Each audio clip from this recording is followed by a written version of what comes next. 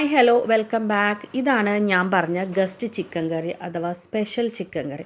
ഈ ചിക്കൻ കറി ഞാൻ എൻ്റെ സ്പെഷ്യൽ ഡേയ്സിൽ ഫങ്ഷൻസിൽ പിന്നെ നമ്മുടെ സ്പെഷ്യൽ ഗസ്റ്റുകൾ ആരെങ്കിലും വരുമ്പോൾ മാത്രം ഉണ്ടാക്കുന്ന ചിക്കൻ കറിയാണ്. കുറച്ച് മെനക്കേടുള്ള പരിപാടിയാണ്, എന്നാലും ടേസ്റ്റ് അസാധ്യമായിട്ടുള്ള കാര്യമാണ്. അപ്പോൾ അതുകൊണ്ട് അതെങ്ങനെ ഉണ്ടാക്കാമെന്നത് നോക്കാം. ഇത്രയും സംഭവങ്ങളാണ് ഞാൻ ആദ്യമേ സെറ്റാക്കി വെച്ചിട്ടുള്ളത്.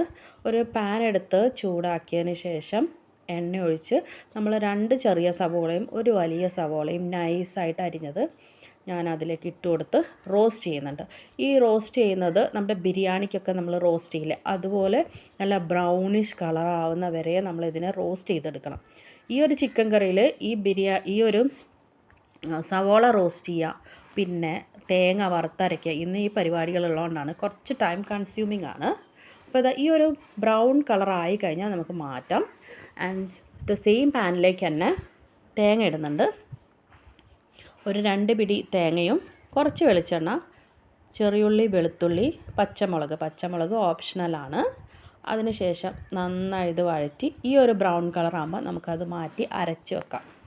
എന്നിട്ട് സെയിം പാനിലേക്ക് നമ്മളിതാ എണ്ണ ഒഴിച്ചിട്ട് ഈ ഒരു സ്പൈസസ്, എൻ്റെ കയ്യിലുള്ള സ്പൈസസ് ഒക്കെ ഇട്ടിട്ടുണ്ട്. അതൊന്ന് മൂക്കുന്ന വരെ ഒന്ന് വഴറ്റിയിട്ട് ഞാൻ അതിലേക്ക് ഇഞ്ചി, പച്ചമുളക്, വെളുത്തുള്ളി, പെരിഞ്ചീരകം ഇട്ട് റോസ്റ്റ് ചെയ്ത് അതും മൂക്കുക. എന്നതിന് ശേഷം തക്കാളി, 2 ചെറിയ തക്കാളി ഇടേണ്ടതാണ്. പെരിഞ്ചീരകം മസ്റ്റായിട്ട് ഇടേണ്ടതാണ് കേട്ടോ. അതിനുശേഷം ഇതൊന്ന് അടച്ച് വേവിക്കുമ്പോൾ ഇത് വെന്ത് കിട്ടും. അതിനുശേഷം നമ്മളിതിലേക്ക് ആഡ് ചെയ്യുന്നത് പൊടികളാണ്. ചിക്കൻ മസാല ഇല്ലെങ്കിൽ ബിരിയാണി മസാല ആഡ് ചെയ്ത് കൊടുക്കാം. എന്നതിന് ശേഷം ഇതിൽ സിമ്മിലിട്ട് നമ്മളിങ്ങനെ വഴറ്റിക്കൊണ്ടിരിക്കുമ്പോൾ ഈ ഒരു പരുവത്തിലെല്ലാം സെറ്റായി കിട്ടും.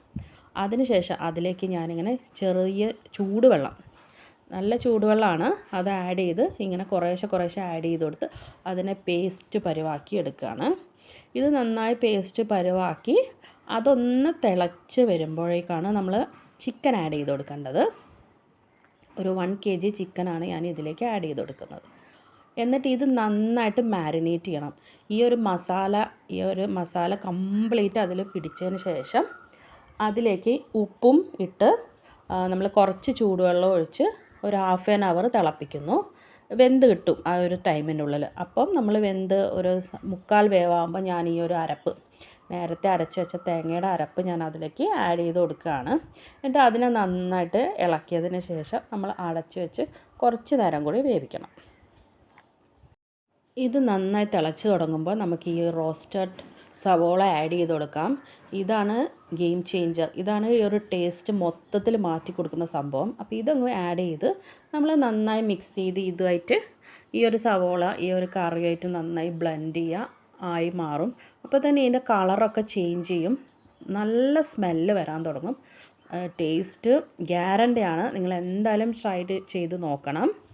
എന്നതിന് ശേഷം ഇതിപ്പോൾ ഒരു കുറുകിയ അവസ്ഥയിലാണ് ഇരിക്കുന്നത്. അപ്പം ഞാൻ ഇതിലേക്ക് കുറച്ചും കൂടി വെള്ളം ആഡ് ചെയ്ത് കൊടുക്കുന്നുണ്ട്. ബിക്കോസ് എനിക്ക് വേണ്ട കൺസിസ്റ്റൻസി ഇതല്ല, കുറച്ചും കൂടി ലൂസാക്കാൻ വേണ്ടിയിട്ടാണ്. അപ്പോൾ നിങ്ങൾ ഓരോരുത്തർക്കും ആവശ്യമുള്ള രീതിയിൽ നമ്മൾ വെള്ളം ആഡ് ചെയ്ത് കൊടുത്തിട്ട് അതിനെ ആ രീതിയിലാക്കിയെടുക്കുക എന്നുള്ളതാണ്. പിന്നെ മല്ലിയില ഇടണമെങ്കിൽ ഇടാം. ഞാൻ ഇട്ടിട്ടില്ല. ഈ ഒരു വീണ്ടും തിളച്ചിട്ട് ഈ എണ്ണ തെളിയുന്ന ടൈമാകുമ്പോൾ നമുക്കിത് ഓഫ് ചെയ്യാം.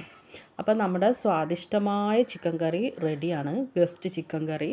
പിന്നെ ഞാൻ കടുക് പൊട്ടിച്ച് കറിവേപ്പിലയും ആഡ് ചെയ്തിട്ട് പാനിലാക്കി അതിലേക്ക് ഒഴിക്കുന്നുണ്ട്.